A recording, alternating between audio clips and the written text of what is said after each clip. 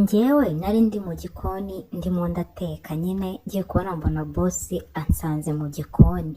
Umva umugabo yashyukwe koko urabizi nyine abagabo iyo bashyukwe ukuntu ibintu byabo biba bihagaze mu mapantaro. Nagiye kubona mbona bosi wanjye ansanze mu gikoni yashyukwe, yari yambaye ipantaro nyine y'ijezi y'umweru, ibintu bye byatumbaraje mu ipantaro, mbona nyine ipantaro yenda guturika. Ubwo ni njye wari uri mu rugo njyenyine, njyewe umugore we nta wari uhari kuko n'ubundi umugore we akora ijoro. Noneho araza, umwana we yari yaryamye, ansanga mu gikoni arambwira ngo Fatuma ngo bite se? Ndavuga nti ni byiza Paturo. Mpindukiye ngiye kumuhereza umukono nibwo nahise mbona umugabo yashyukwe nyine, mbona igitsina cye cyahagaze bya hatari mu ipantaro, nahise nsa nk'uwikanzemo mpita nanahindukira ndeka kumureba. Arangije arambwira ngo none se ngo ntabwo urahisha ngo ko nagushakaga, nashakaga yuko hari akantu tuvuganaho gatoya. Namubwira nti Paturo rero ntetse umuceri mvuye hano washirira, mbwira nta kibazo nguteze amatwi. Arangije arambwira ngo hoya ngo bukuyeho ngo buteruyeho uze tuvugane, birihutirwa ni iminota mikeya urahita ugaruka uteke, singiye ugukoresha hari ikibazo. Wumva nyine ntabwo wamusuzugura, wamugana ibyapfa byagenda nabi niwe unkoresha nta kibazo. Ubwo nabaye nteruyeho turagenda, ndavuga nti se Paturo aranshakira iki? Ariko numva ngize akantu kakoba kubera ukuntu nabonaga uruntu rwe rwari ruhagaze mu ipantaro yashyukwe. Mana yanjye, noneho abagabo bafite ibitsina birebire bifite ukuntu biba ari binini. Ubwo twaragiye, tugeze muri salo arambwira ngo tugende mu cyumba. Mbona umugabo akomeje mu cyumba, ndamubwira ariko Paturo mabuja yambwiye yuko ntagomba kujya ndenga aha ngaha ngo ninjire mu cyumba cyanyu. Arambwira ati se singiye ukujyanye? None si inzu niya mabuja cyane iyanjye, wowe gwino. Twaragiye ariko numva ngize ubwoba, ndavuga nese umugabo washyukwe gutya, umugabo njyanye mu cyumba cye kandi barambwiye ko ntagomba kujya ndenga aha ngaha, ngomba gukora amasuka ahandi mu cyumba cyabo nkahareka, aranshakaho iki? Ubwo twaragiye twinjira mu cyumba, umugabo arangije yicara ku gitanda, arangije ahita afata ikofi ye yari iraho ku ruhande akuramo inote z'imituku, arazibara, harimo iza 5 n'iza 2, arazibara mbona ni 50. Arambwira ati ayo mafaranga ni ayawe, nayo nguhaye, nanjye ngusabe ikintu ko ugira ikintu unkorera. Mana yanjye, ndamubwira nti Paturo ni iki ushaka ko ngukorera gitumye umereza aya mafaranga y'ubuntu? Arambwira ati urabizi umugore wanjye ntitumeranye neza, nyine mbumva batongana. Uti rero ikindi umugore mutamenye neza ntago mwakora igikorwa cy'urukundo ngo umurongore kandi mubanye nabi. Ndavuga nti yego ndabyumva ndi mukuru. Ati rero akivuga gutyo nahise ntangira gukeka ko agiye kunyirukana, ahari yagiye kuzana undi mugore kuri ukuntu yari atangiye ambwira. Ndavuga nti ndabyumva rwose. Ati rero uretse n'ibyo umugore wanjye niyo twaba tubanye neza ni umuganga, ni umuntu uza nijoro, uza mu gitondo akaza neza mbyutse ngiye ku kazi, nataha nijoro mvuye ku kazi nsanga amaze kugenda. Rero meze nabi, nkumbuye kurongora, ndumva nabuze amahoro, ndumva nabuze umutuzo muri njyewe. Ati mbimaranye igihe kinini cyane numva nshaka kugusaba agaturu ariko nkabitinya nkatuza, ariko kwihangana byananiye. Mbabarire umpa agaturu niyo nakoza muri mwe, nawe utwara ayo mafaranga ni ayawe, ntahahuriye n'umushahara. Icyoba kiba kirankubise. Ndamubwira nti se Paturo, ko mfite umukunzi nasize iwacu mu cyaro, nkaba naramusezeranyije ko ntazigera muca inyuma, wambabariye ko bitahakunda? Paturo ati humura ntabwo ngiye kukurongora, ngenda kuzaho inyuma gusa, basi wowe unyereke ukuremo unyereke ndakoze inyuma pe, ntabwo ndi bukurongore ngo mfate igitsina cyanjye ngishyire mu cyawe.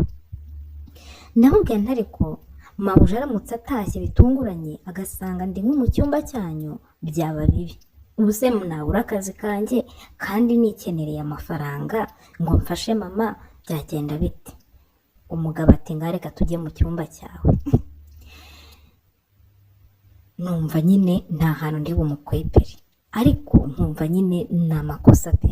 Ndamubwira nti ariko rero paturo, nakwinginze njyewe aya mafaranga yasubirane, amafaranga mu mpemba ku kwezi ni make yego, ariko njyewe arampagije, ntabwo niteguye gukora iki cyaha cyane ko ndi n'umurokore. Umugabo ati ntabwo nanjye ngiye kukurongora, wowe tugende, ndayikoze inyuma, nyigukoze ku matako, nyigukoze hano inyuma, ntabwo ndi bukurongore. Nibyo byonyine byatuma ndangiza. Narebye mbona uko byagenda kose umugabo ugiye utuyenyereka gusa nta kindi ngusabye, ndavuga ntoke ngaho nta kibazo, ariko reka tugende mu cyumba cyanjye, kuko naravugaga ni mabuja aramutse aje yaza agana ku cyumba cye. Twaragiye ariko turabanza twegekaho turafunga, turangije turagenda tujya mu cyumba cyanjye. Ubwo tugeze mu cyumba cyanjye, ubwo nahise nangira kwiyambura nyine, byari binjyanye nari mbizi, ariko ubwo numvaga ayo mafaranga ndayamusubiza, cyangwa wenda nkamubwira nti mahi ibihumbi 10 byonyine, n'ubundi nta kintu urebye twakoze. Ubwo twaragiye rero, tugeze mu cyumba ndiyambura, nkuramo n'ikariso byose, ndangije ariko ndamubwira nti reka mbanze nikoze muri dushe gatoya, kuko nari ntarakaraba, kuko njye nkaraba ngiye kuryama. Uti nta kibazo, kuko n'ubundi mu cyumba cyanjye rero harimo dushe, byari byoroshye. Nahise njya muri dushe nkaraba nyine mu bintu gusa kugira ngo hatagira umwuka uvamo utari mwiza cyangwa w'ubukari nkamunukira.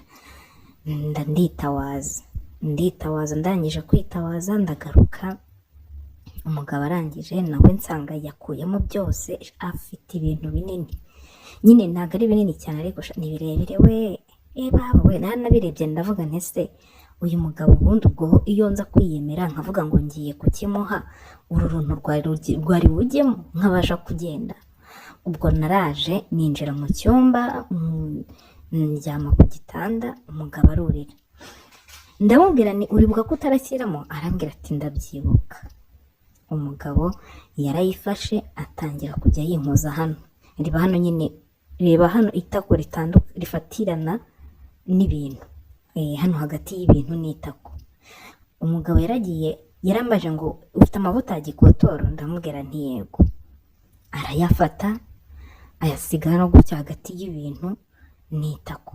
Arangije arambwira ati ibi bintu birakunda, ati kubw'amahirwe ufite n'ibintu bibyibushye bibyimbye birakunda. Umugabo yasize amavuta hano, atangira kujya nkoze ibintu bye hano ku itako, akajya bikozamo, noneho kuko yasizemo na gikotoro bikajya bivuga ku buryo nk'umuntu uri hanze yari bugire ngo ndimo ndarongorwa bya nyabyo. Akajya afata nyine ibintu bye akabikozamo no gutya, afite ukuntu yambwiraga ngo negeranye amatako kugira ngo habe nkahegerana, yandongoye hagati y'amatako n'ibintu. Arabikora, ariko ubwo nimara ukubera iryo jwi numva nyine nanjye nangiye kubishaka pe, sinkubeshye twambaye umubiri.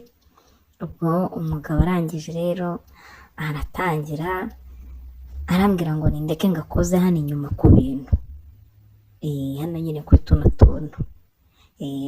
Ntabwo niba bivuge mu magazine yabyo, ariko yansabye kuyikoza ku gitsina cyanjye inyuma, noneho ku gitsina pana ku ruhande rwacyo.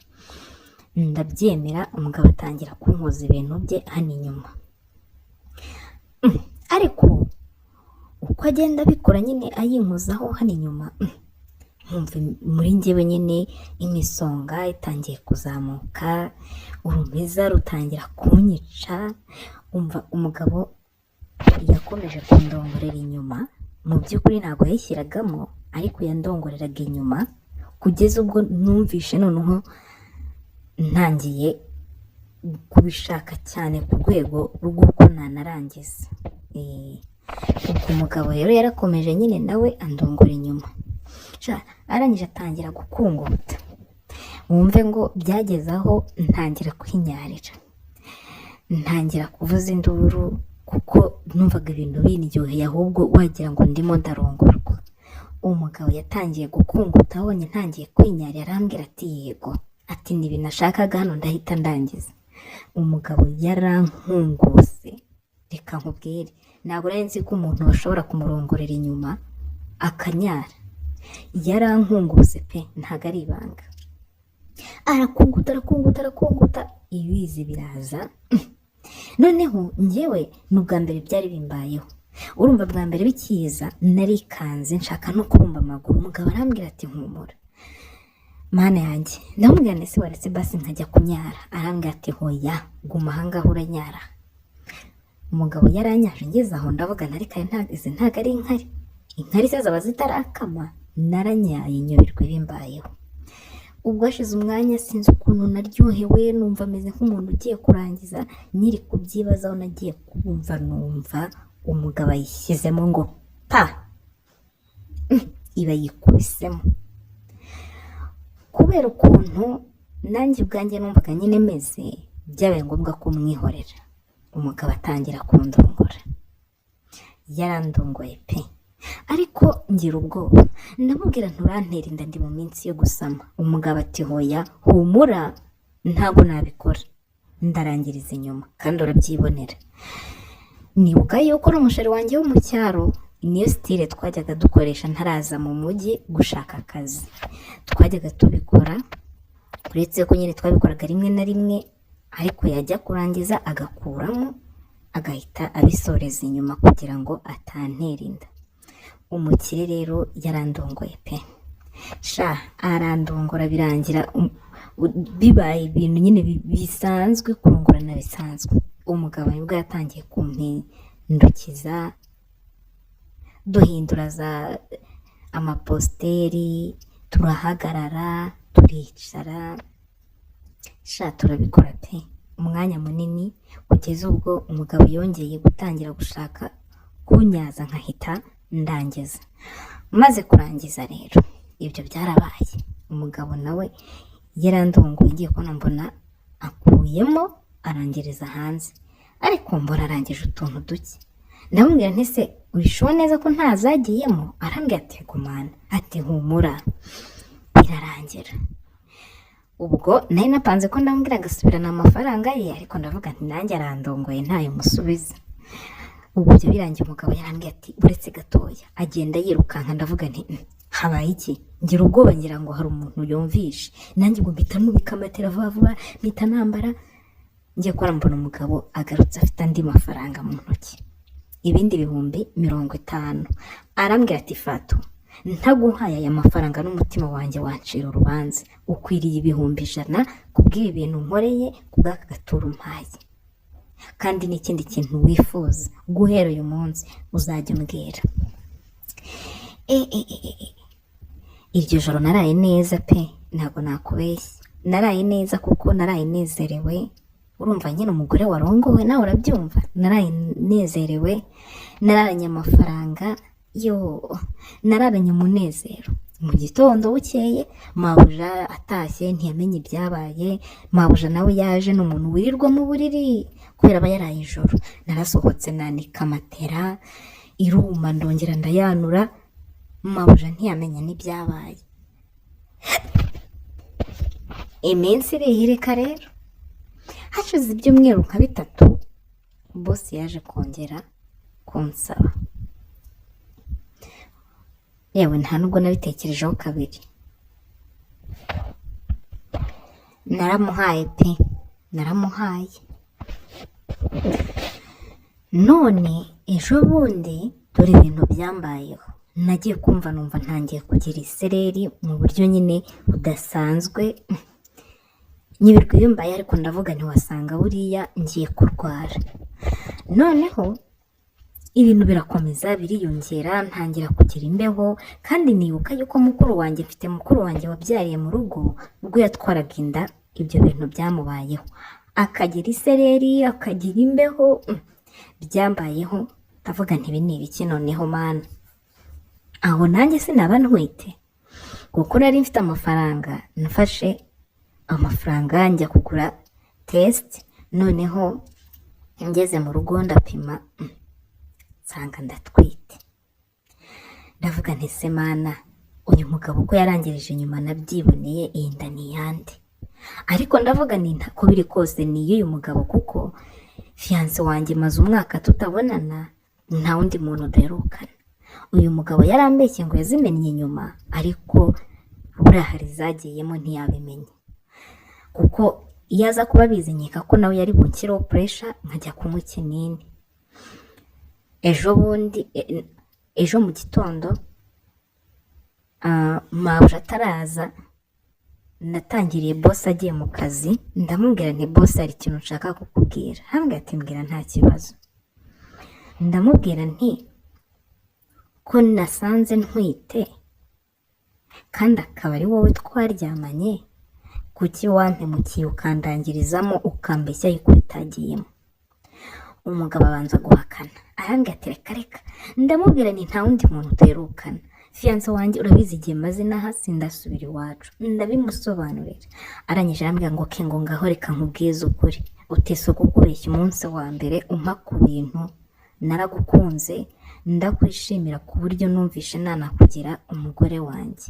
Nararebye mbona rero kugutereta bizangora, ndavuga nti reka ngutere inda, nimara kugutera inda nubona utwite ahari kugutereta bizanyorohera. Ndamubaza nti se patro kuntereta uvuga nukuwe? Arambwira ati rero uwo mukobwa we hari ikintu utazi utabona, ati njye nta mugore ngira. Uyu mugore se urubona akiri uwanjye? Abagore bafite amafaranga ntubazi? Nkeneye umugore wundi tubana unshimisha, umugore unyubaha nanjye nkamwubaha, umugore dutangirana ubuzima. Ntabwo nkeneye umugore tubana nk'uku kwanjye ncana w'agacaha kandi ngo turi famiye. Kandi uwo mugore ndifuza ko yaba ari wowe, tugende iwanyu ngukwe, mama we muhe inkwano zihagije zihwanye n'uburyo numva ngushaka nkwishimira, ubundi dukore mariage njye nawe dutangire umuryango. Nagize ubwoba we, nagize ubwoba. Umugabo yambwiye ibintu ndatitira, ndavuga nti ndapfuye, ni ikindi kumva mu matwi yanjye.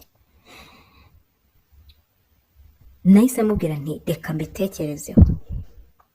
Narebye mbona ibaze nyine umugabo usanzwe ukorera boss wawe, umuntu mutari no ku rwego rumwe, akagusaba ko wamubera umugore, ikindi yanaguteye inda. No kumva byo nyine kankunda byanteye ubwoba. Ariko ndavuga nti nyamara mbanye n'uyu mugabo, ubukene mfite ni wacu harubanza nabakize. Ariko nanone nkavuga nti se ko uyu mugabo ntamukunda, ubu napfa kubana nawe, urugo rukazakumira bikazagenda neza?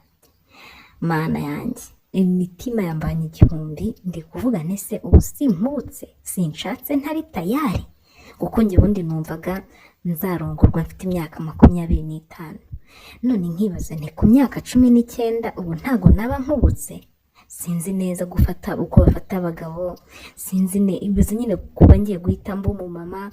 Ndagira ngo mungire inama pe, mbabwiye imyaka mfite, situation nakuriyemo na situation ndi mu ngubu. Ndagira ngo mungire inama nzima y'ikintu nakora cyangirira umumaro.